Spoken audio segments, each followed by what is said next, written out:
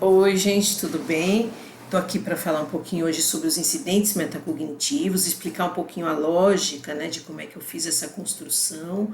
Eu comecei a perceber que algumas discussões entre os alunos, a gente podia tentar identificar alguns momentos que talvez fossem a evocação do pensamento metacognitivo.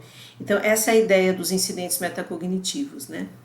Só para ter um contexto. Então, o incidente metacognitivo ou metavisual, né, depende se você está falando especificamente de visualizações, desenhos, por exemplo, mas o conceito é o mesmo. É uma situação onde você tem uma mudança de foco, gente, isso que é importante.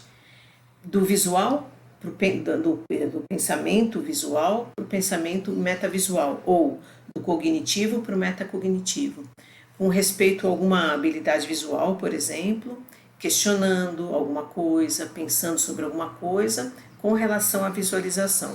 Esse é como está escrito lá no Locatelli Arroyo. Então vamos lá, né? O de confirmação, por exemplo, o que é? São 4, né? Confirmação, monitoramento, mudança positiva, mudança negativa. Esse aqui é o confirmação. É quando o incidente, aquela fala do aluno, confirma alguma ideia, algum processo de raciocínio, confirmando uma conclusão. Então, por exemplo, aqui, ó. Ah, eu também acho. Pera. Tipo, se você muda, tudo vai ser igual. Será a mesma substância. Então, aqui ele está, na verdade, olha lá, tem evidência de manifestação de metavisualização? Sim, porque o estudante está pensando, repensando, na verdade, visualmente e ratificando o seu raciocínio. Aqui eu estava falando de isomeria geométrica, né? Então, se você muda, tudo vai ser igual, vai ser a mesma substância. Então, ele estava pegando a mesma molécula e percebendo que se eu mudo, tudo fica igual. Na verdade, é a mesma molécula, isso que ele estava querendo dizer. Então, aqui, gente, é importante dizer que o contexto é importante. O segundo, monitoramento. Monitoramento é quando você está monitorando alguma ideia, normalmente com pergunta. Mas, às vezes, pelo contexto, você percebe que ele está perguntando, sem estar perguntando. Ver se dá para entender. Mas quando você tem lá o ponto de interrogação, fica mais claro, né? Que é o caso aqui, ó. Você vê que ele está perguntando, ó. O aluno ele está com a dúvida mesmo. A mudança positiva é muito interessante, porque vai ter uma mudança na ideia, no sentido de cientificamente correto. Então, aqui, olha só o que o aluno fala. Ah, então são as mesmas. Não, são diferentes. Ele estava analisando uma molécula cis e uma molécula trans. Aí ele falou assim, é a mesma coisa. Aí ele olhou de novo e, não, são diferentes. Nesse momento ele consegue perceber que a molécula cis tem uma estrutura, uma geometria diferente da trans. Né? Então aqui é uma mudança positiva. Veja, o contexto faz diferença, a entonação de voz, tudo, né? E finalmente a mudança negativa. O que seria a mudança negativa? Primeiro repara que tem 2 trechos do mesmo aluno aqui que eu separei, ó, em 2 turnos de fala. Porque o primeiro seria um monitoramento e o segundo eu estou classificando como uma mudança negativa. E podia ter um terceiro, quarto, quinto que não seria nada, né? Ele não está manifestando metacognição naquele momento, por exemplo. Então, olha que interessante aqui, ele fala, entretanto, a fórmula molecular, repara que ele tinha concluído certo, ele tinha identificado que o cis era diferente do trans. Mas aí ele pensou o seguinte, mas a fórmula é a mesma, C2Cl2H2. Então é a mesma substância, não tem diferença. Ou seja, ele estava concluindo certinho que tinha cis e tinha trans, aí ele volta atrás nessa ideia aí, né?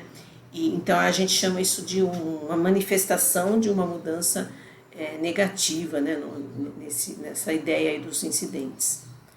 Aqui é a tabela que eu tirei lá do artigo de Locatelli e Davidovits. É muito importante quando você usa algum referencial que você coloque então o que você está entendendo como monitoramento, o que eu estou entendendo como confirmação.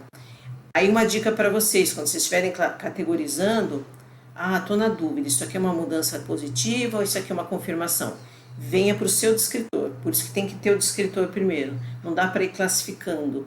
Você tem que ter o descritor, já deixa no seu artigo o descritor. Essa tabela foi a primeira coisa que eu fiz. Aí eu conversei com a Beth, a gente, então vamos deixar assim? Vamos. Aí, por exemplo, no monitoramento, eu tinha colocado só assim, monitoramento de alguma ideia ou raciocínio. Aí, discutindo com a Beth, ela falou, não, vamos frisar que é by posing a question, quer dizer, colocando uma questão. Ou seja, tem que ter interrogação. Nós estamos estabelecendo isso, porque a gente achou que ficava mais claro. E ficou mesmo, né? Então, isso é muito importante. Bom, como é que eu faço a categorização, então? Você deve estar pensando, tá, mas como é que eu faço? Então, eu peguei esses 8 primeiros turnos de fala, que é do meu artigo, que eu escrevi com a Beth. Isso aqui não está no artigo, isso aqui é o meu registro pessoal. Eu peguei os 8 primeiros, para vocês terem uma ideia. E aí, o que você vai fazer? Coloque toda a transcrição do trecho que você quer analisar numa tabela, separando por turnos de fala.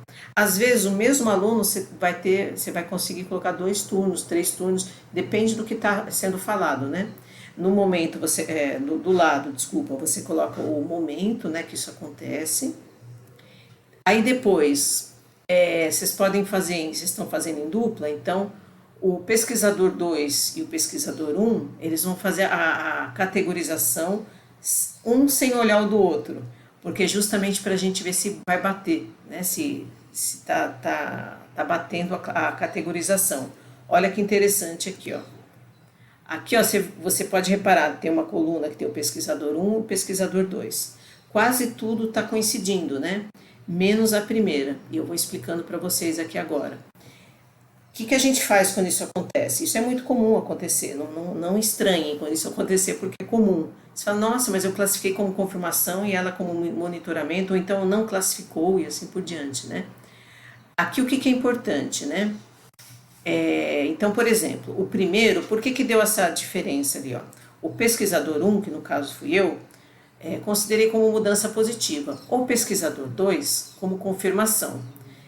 O pesquisador 1, que nesse caso fui eu tenho todo o contexto da pesquisa, eu coletei os dados, eu analisei com mais profundidade, então eu vou lá na gravação, né, olho lá como é que o aluno falou. Aqui qual que é o contexto? Olha, a gente não colocou a água, olha que top. Ele não está confirmando aqui, por quê? Porque a água é muito importante de você colocar quando os íons estão... porque aqui é sobre dissolução dos íons, né? Então, a água é um elemento importante nessa representação, e o aluno não tinha colocado. E aqui ele percebe que tinha que colocar. Então, você vê que ele está acrescentando aí no conhecimento dele, né? Então, é uma mudança positiva. Aí, o que a gente conversou?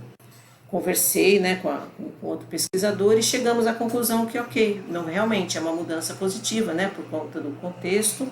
Agora, você pode estar perguntando, e se persistisse a dúvida? Aí que a gente chama uma outra pessoa para validar, pode ser um grupo de pesquisa, por exemplo, né? Então, isso que é importante. O segundo é uma confirmação, verdade. Olha o terceiro, tem o ponto de interrogação, mas não basta ter o ponto de interrogação, tem que ser em relação a uma ideia, né, a um raciocínio. Repara que no 4, a gente não classificou como nada, aí é uma fala que não é uma manifestação da metacognição, estava junto, né, quer dizer, as moléculas, monitoramento. Esse próximo, você vai falar, mas não é uma confirmação?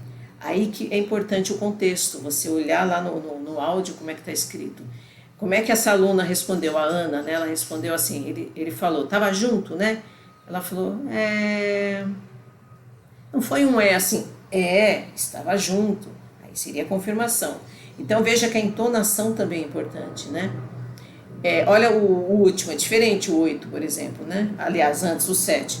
Não fizemos ionizado, eles fizeram tudo juntinho, né? As partículas. E na verdade está tudo ionizado, mudança positiva de novo. Aí a Ana, você percebe pela entonação, ela fala, erramos. Então aí a gente considera a confirmação. Tá bom, gente? Espero que tenha ajudado. Basicamente é isso.